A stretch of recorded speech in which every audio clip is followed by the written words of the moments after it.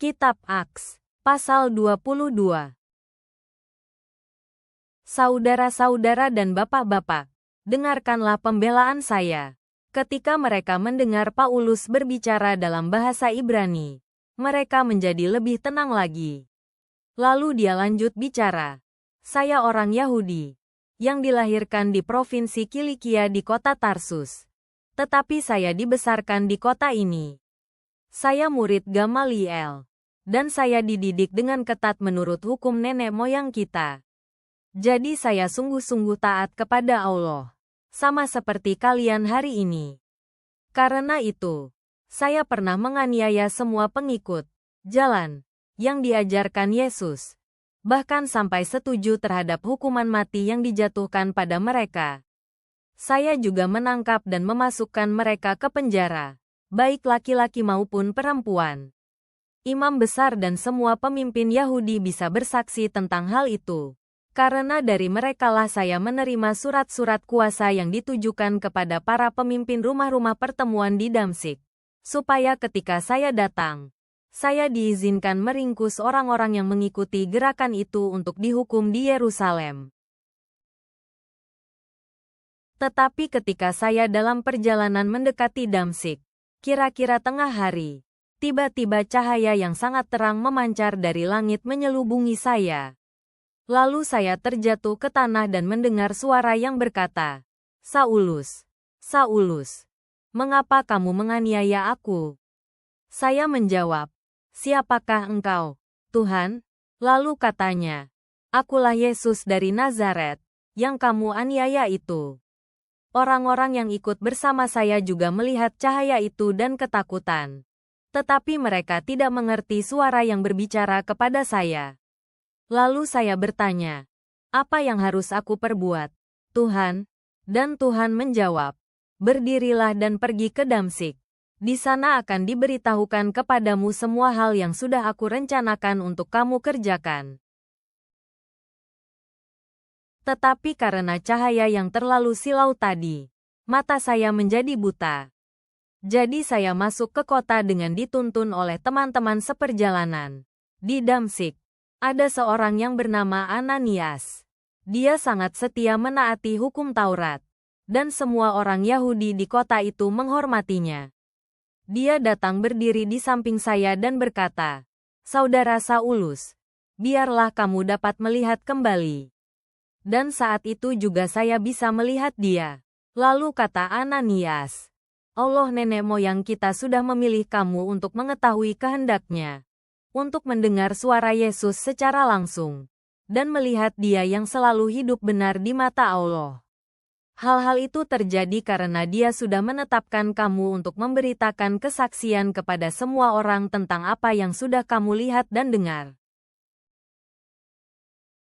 Jadi tunggu apa lagi? Berdirilah dan hendaklah kamu dibaptis. Berdoalah kepada Tuhan Yesus supaya kamu dibersihkan dari dosa-dosamu." Sesudah saya kembali ke Yerusalem dan sedang berdoa di rumah Allah, saya mendapat suatu penglihatan. Dalam penglihatan itu tampaklah Yesus berkata, "Cepat pergi dari Yerusalem, karena orang-orang di sini tidak akan menerima kesaksianmu tentang aku." Tetapi saya menjawab, "Tuhan, mereka tahu bahwa saya pernah masuk ke rumah-rumah pertemuan untuk memukuli orang-orang yang percaya kepadamu dan memasukkan mereka ke penjara. Dan ketika Stefanus, saksimu yang setia itu dibunuh, saya juga berdiri di sana dan mendukung pembunuhannya. Bahkan saya menjaga jubah para pembunuh itu." Kemudian Yesus berkata kepada saya, "Pergilah. Karena aku akan mengutus kamu ke tempat-tempat yang jauh, yaitu kepada bangsa-bangsa bukan Yahudi." Sampai disinilah orang banyak itu mau mendengarkan Paulus. Begitu mendengar bangsa-bangsa bukan Yahudi, mereka langsung berteriak-teriak, "Binasakan orang itu. Dia tidak pantas hidup." Sambil berteriak-teriak, mereka melepaskan jubah mereka dan melempar-lemparkan debu ke udara. Dengan cepat, komandan batalion menyuruh supaya Paulus dibawa masuk ke dalam markas. Lalu dia memberi perintah supaya Paulus dicambuk sambil diinterogasi. untuk mengetahui kenapa orang banyak tadi berteriak-teriak seperti itu terhadapnya. Tetapi ketika tentara-tentara mengikat Paulus untuk dicambuk, dia bertanya kepada salah seorang komandan kompi yang berdiri di situ.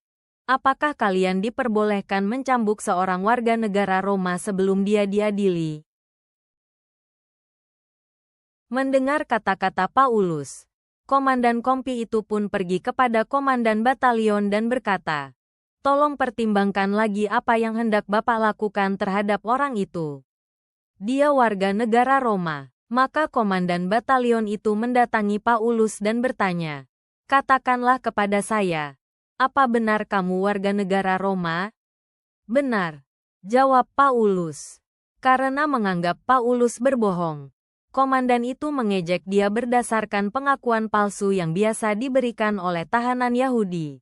"Hah, begitu ya? Pasti kamu juga sudah membayar mahal untuk membeli kewarganegaraan itu." Tetapi Paulus menjawab, "Bukan. Saya dilahirkan sebagai warga negara Roma." Waktu mendengar jawaban itu, mereka yang ditugaskan mencambuk dia langsung mundur. Komandan batalion itu pun menjadi takut ketika menyadari bahwa Paulus, yang sudah dia suruh untuk diikat tanpa diperiksa lebih dulu, ternyata adalah warga negara Roma. Tetapi komandan batalion itu ingin tahu kenapa Paulus dituduh oleh orang Yahudi. Jadi pada hari berikutnya dia memerintahkan agar semua imam kepala dan seluruh sidang mahkamah agama berkumpul. Lalu dia menempatkan Paulus di hadapan mereka tanpa dirantai. "Bapa Surgawi, kami datang ke hadirat-Mu dengan hati yang penuh syukur, merenungkan kuasa transformasi kasih karunia-Mu yang dinyatakan dalam kesaksian Paulus. Tolonglah kami untuk dengan berani membagikan kisah penebusan kami sendiri dan tetap teguh dalam iman kami, bahkan di tengah kesulitan. Semoga kami menerima panggilan untuk menjadi saksi-Mu, memancarkan terang-Mu dalam kehidupan orang lain.